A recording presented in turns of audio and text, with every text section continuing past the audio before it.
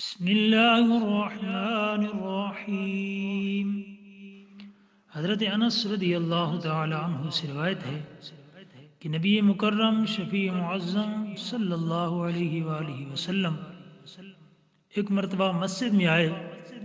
ایک شخص نماز پڑھ رہا تھا اور دعا مانگتے ہوئے وہ اپنی دعا میں کہہ رہا تھا: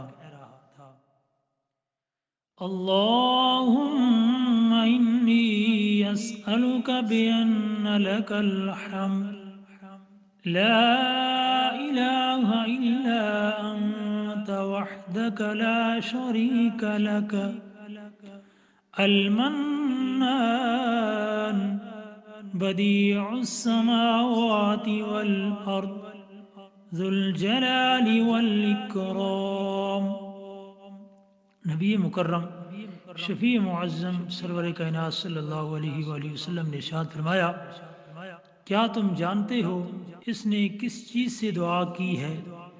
اس نے اللہ سے اس اسم اعظم کے ذریعے دعا کی ہے کہ جب بھی اس کے ذریعہ سے دعا کی جائے گی اللہ رب العالمین اسے قبول کر لے گا، اور جب بھی اس کے ذریعے کوئی چیز مانگی جائے گی اللہ رب العالمین اسے عطا فرما دے گا۔